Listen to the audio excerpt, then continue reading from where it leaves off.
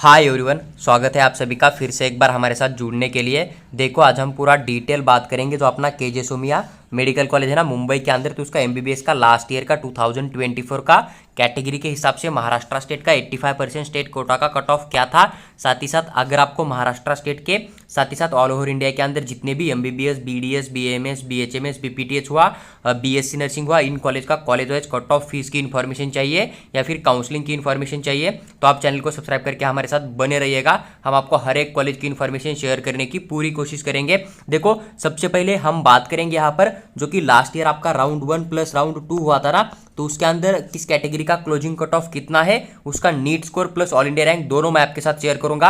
और आपको round 1 round 2 का ही कट ऑफ जो है लेके चलना होता है हर साल। इस बात का आपको ध्यान रखना है क्योंकि 99% सीट जो है ना एमबीबीएस कोर्स के खास करके वो आपको राउंड 1 के अंदर ही अलॉटमेंट हो जाते हैं। अगर किसी बच्चे का बेटरमेंट हुआ या फिर कोई बच्चा अगर सीट वेरीफाई जब डॉक्यूमेंट होता है ना उस टाइम पे उसको हटा दिया गया तो देन ही उसका सीट जो है वैकेंट होकर सेकंड राउंड के अंदर आ जाएगा।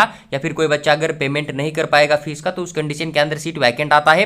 अदरवाइज 100% सीट जो है राउंड 1 में अलॉटमेंट हो जाएगा। वही सीट बच्चे बुक भी कर लेंगे, वहां पर एडमिशन भी ले लेंगे। इसलिए राउंड 2 के बाद में जो राउंड 3 हो जाएगा, स्टे वैकेंसी राउंड हो जाएगा ना, तो उनके अंदर आपको लकीली अलॉटमेंट होता है। इसलिए उसका कट ऑफ आपको एक्सपेक्टेड कट ऑफ लेके नहीं चलना है, इस बात का आपको ध्यान रखना है। बाकी अगर आप बीएमएस वगैरह ले रहे हो तो उस कंडीशन के अंदर आप लेके चल सकते हो कि आपको इससे भी 30-40 मार्क्स के ऊपर कम भी अलॉटमेंट हो जाएगा। लेकिन एमबीबीएस कोर्स के लिए जो राउंड 1 राउंड 2 का कट ऑफ होता है ना वही आपको फाइनल कट ऑफ लेके चलना है। और लास्ट ईयर से क्या हुआ है, लास्ट 2 ईयर से कि जो राउंड 1 का चॉइस फिलिंग है या फिर राउंड 2 का चॉइस फिलिंग है तो आपको हर बार करने का चांस दिया जा रहा है। इसलिए आपको राउंड 1 राउंड 2 से ज्यादा कट ऑफ राउंड 3 का भी नजर आ सकता है, इस बात का आपको ध्यान रखना है। देखो, सबसे पहले अगर हम बात करें यहाँ पर एससी कैटेगरी के बारे में, अगर एससी कैटेगरी की बात करें तो 561 नीट स्कोर तक अलॉटमेंट हुआ है लास्ट ईयर।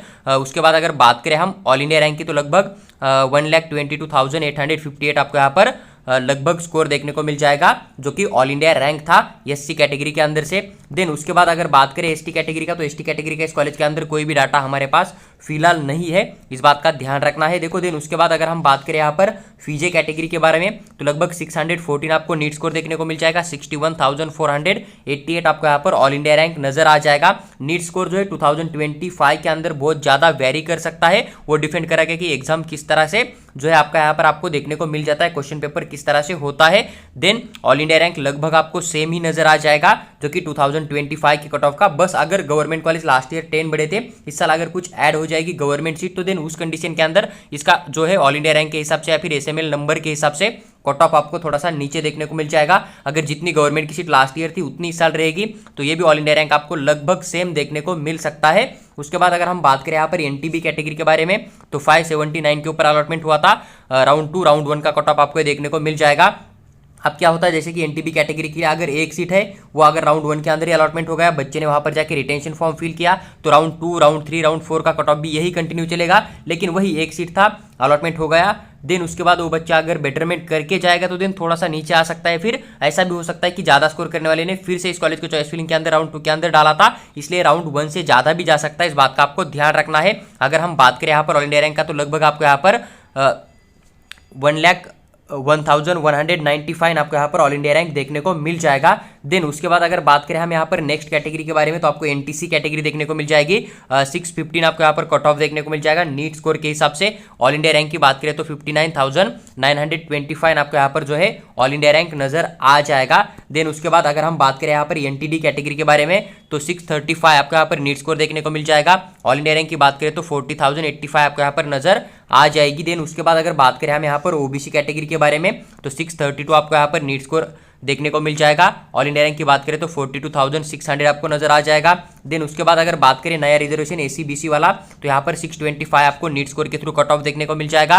50,486 आपको ऑल इंडिया रैंक नजर आ जाएगा। एसी बीसी का लास्ट ईयर जो है कट ऑफ बहुत कम गया था, मतलब बाकी जो ओबीसी कैटेगरी थी या फिर ओपन कैटेगरी पे थी, एनटीडी थी, एनटीसी थी, इनसे आपको 5 मार्क्स नीचे कट ऑफ यहाँ पर देखने को मिल जाएगा एसीबीसी वाला। देन उसके बाद अगर बात करें हम यहाँ पर ईडब्ल्यूएस ओपन कैटेगरी के बारे में तो 645 आपको नीट स्कोर देखने को मिल जाएगा। 31,421 आपको यहाँ पर ऑल इंडिया रैंक नजर आ जाएगा।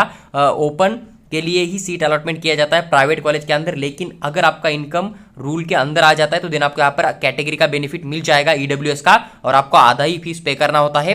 बाकी ईडब्ल्यूएस की कोई भी सीट जो स्पेशल अलॉटमेंट के लिए वैकेंट नहीं होती प्राइवेट कॉलेज के अंदर या फिर सेमी गवर्नमेंट कॉलेज के अंदर, लेकिन आप गवर्नमेंट को देखोगे तो वहां पर आपको ईडब्ल्यूएस की अलग सीट देखने को मिल जाएगी, जनरल कैटेगरी की अलग देखने को मिल जाएगी। इस बात का आपको ध्यान रखना है। और देखो यहाँ पर हमने साफ साफ मेंशन किया है कि जो कट ऑफ हमने अभी आपके साथ शेयर किया है ना, ये कट ऑफ हमने राउंड 1 प्लस राउंड 2 की जो अलॉटमेंट लिस्ट है ना वहां से बनाया है। अगर राउंड 1 का कट ऑफ जो है as it is same follow हुआ है तो वही हमने ऐड किया है, लेकिन अगर कई बार राउंड 2 का कट ऑफ जो है राउंड 1 से कम गया तो उस कॉलेज को हमने यहाँ पर फिर से अरेंज करके यहाँ पर कट ऑफ शेयर किया है।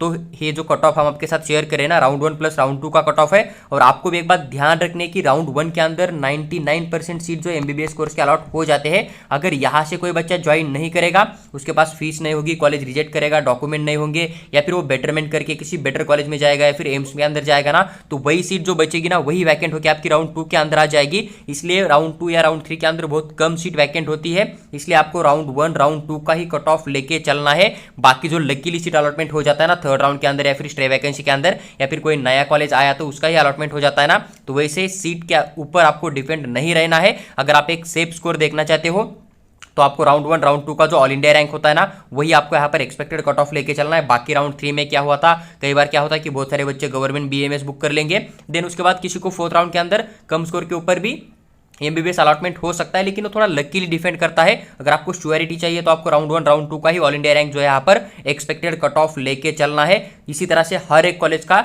एक्सपेक्टेड कट ऑफ या फिर लास्ट ईयर का राउंड 1 राउंड 2 का कट ऑफ है ना मैं आपके साथ शेयर करूंगा, फीस की इन्फॉर्मेशन भी शेयर करूंगा, और जो काउंसलिंग की इन्फॉर्मेशन होती है ना Maharashtra state all India quota की पूरी डिटेल एक्सप्लेन करके आपके साथ शेयर करूंगा। साथ ही साथ अगर आपको हमारा पेड काउंसलिंग ज्वाइन करना है तो आप हमें व्हाट्सएप के ऊपर मैसेज कर सकते हो, वहां पर हम आपको पेड काउंसलिंग के रिगार्डिंग पूरी इन्फॉर्मेशन जरूर शेयर करेंगे।